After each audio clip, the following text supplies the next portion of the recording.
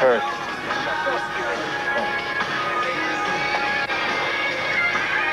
Jeremy Davies was a shaken man after being hit by a local taxi and tumbled over a cliff 20 kilometres from the finish of the section.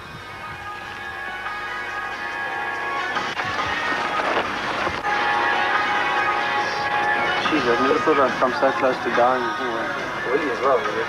Lesotho is a dangerous place to race. There are places where it's very difficult to put warnings and so on. People have just got to drive with caution on these things, and that's all we can. Saturday morning and a crisp breeze blew through the mountain kingdom. A major talking point was the weather, which so far had stayed clear, with Met Office forecasting rain at the start. Whatever the weather, it was clear the final 350-kilometre racing section would sort out the men from the boys, the winners from the losers. A few thoughts before the day got underway.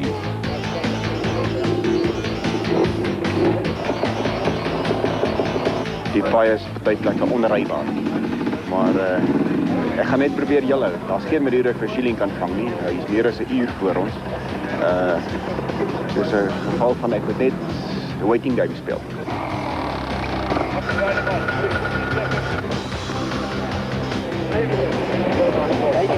The body is sore. It's going to be a tough track. For the villages through which the competitors would speed, it would be a noisy day.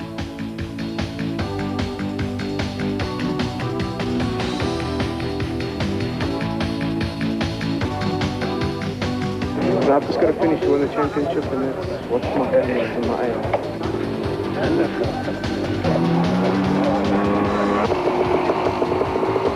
Yeah, I'm a bit sore from yesterday, but I'm sure I'll loosen up by the time I get the passes.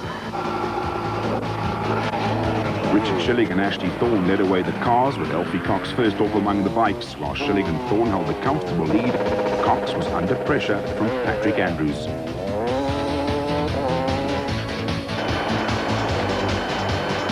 Schilling and Thorne took up where they left off the previous day and were soon back in the swing of things.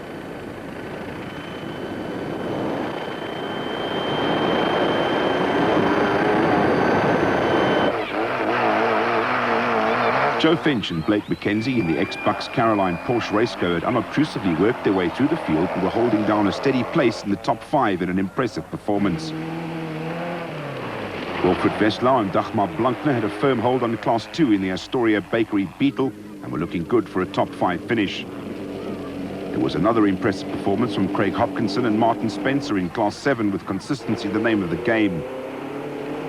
Wiley Harrington and Bocky Gerber had cured the Toyota Hilux's fuel problem, and with Alfred van Vuren and Pete Pelser sidelined had taken over Class 5. Theo Coetzee and Ian Wedderburn were in control in Class 6 in the Chev. Like so many off-road races, there is another side to Theo Coetzee. With the Cassie Coetzee Richard League Toyota retiring soon after the start, the SBM team of Cliff Barker and Mike Redden had taken over Class 6. We pick up race cam action.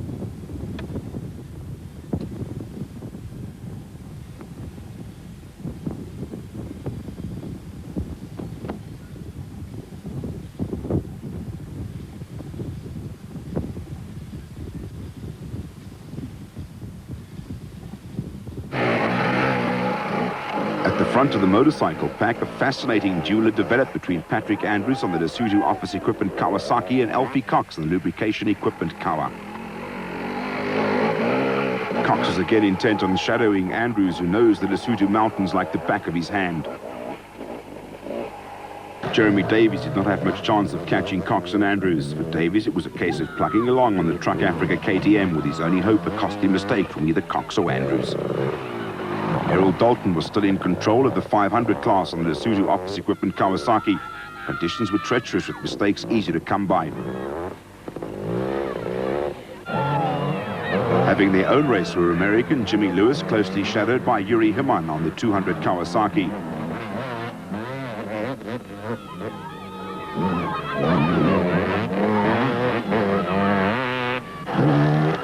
Behind them, the Swede Joachim Hedendal was still going strong and adapting well to foreign conditions. There was also an impressive performance in the 200 class from Winston Yamaha rider Steve Stoffberg. Once again, consistency was paying off. Back among the four-wheelers, Klaus Degnar and Jeff Bell were going like a train in the BP Chenoweth to make up time after a late start. They had little chance of catching Schilling and Thorne, and once again we pick up race cam action.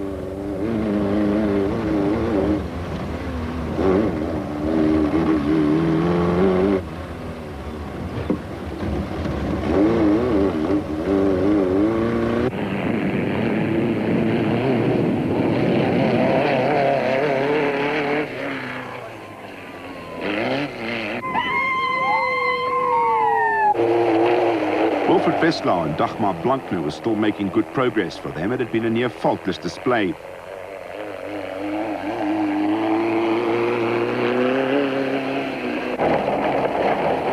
Craig Hopkinson and Martin Spencer could also be satisfied with their work over the 3 days.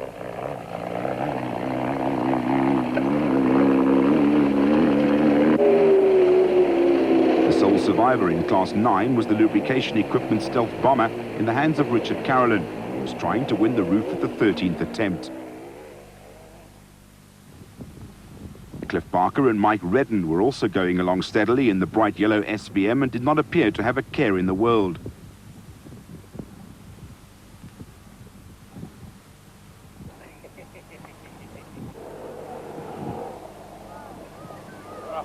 Not having quite as much fun was Billy Coetzee on the Suzuki Quad.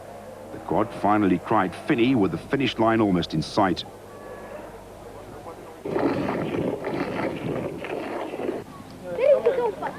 Al die goede moes gerust.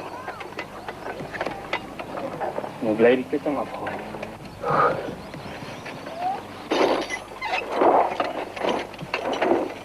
Hulle het my voorheen op afhanger reis gesê as jy wen kry jy nie beker nie. Dis klaar. Jy kan net jou klas kry. At the Popple podium, it was no surprise when Richard Schilling and Ashley Thorne appeared in the Motortech. For Schilling, it was a moment of triumph as he became the first driver in the history of the event to score a hat-trick of wins. History was also made with Thorne the first Lesotho driver or navigator to win the roof.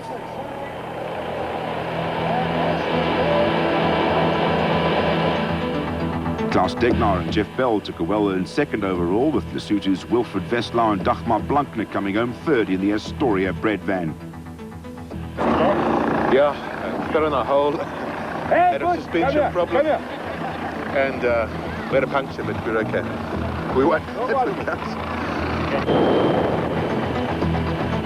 More history was in the making with Patrick Andrews on the home stretch to become the first Lesotho rider to win the event. It was a win tinged with controversy. Second man home Elfie Cox lodged a protest against Andrews based on the Lesotho man having prior knowledge of the route. The protest was dismissed by the stewards. Cox excluded from the results when it was discovered he had missed 2 marshal checkpoints after taking a wrong turning.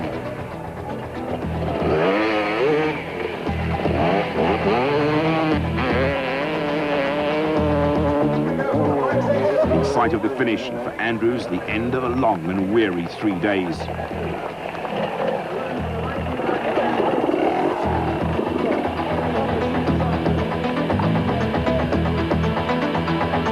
Cox excluded from the results, Jeremy Davies was elevated to second overall, with visiting Swede Joachim Hedendal a well-deserved third.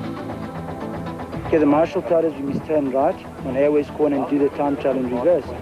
And then he was slightly ahead of me again, and he just carried on straight. He didn't turn right there, so I wasn't going to chase after him. Let's have a look at the class results in the car category.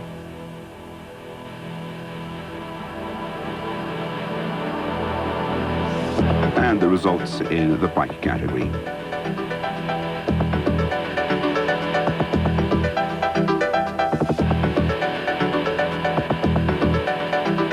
With one event left on the calendar, only 3 points separate Degnar and Bell's team from second place Wade and Grant Perrins. Schilling is in third position, but the final event of the season could change all. Wilfred Westlau and Dagmar Blankner have a 25-point lead in the production category, but with Hopkinson performing as well as he has, the last event could dramatically change the situation. Commercial category leaders Alfred van Vuren and Piet Pelser have victory in the bag. Second place, Wiley Harrington and Johan Gerber would have to win the next event overall to beat them. The tussle for overall honours will be decided at the final race when 500 leader Errol Dalton battles it out with Hilton Hayward. Patrick Andrews has sewn up the 250 class honours, with rival Cox dropping valuable points after this event.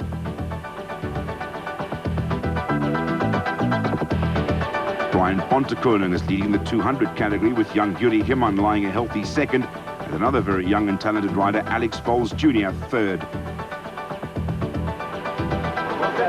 Once again, the MNet, the Zulu Sun Roof of Africa, lived up to its reputation.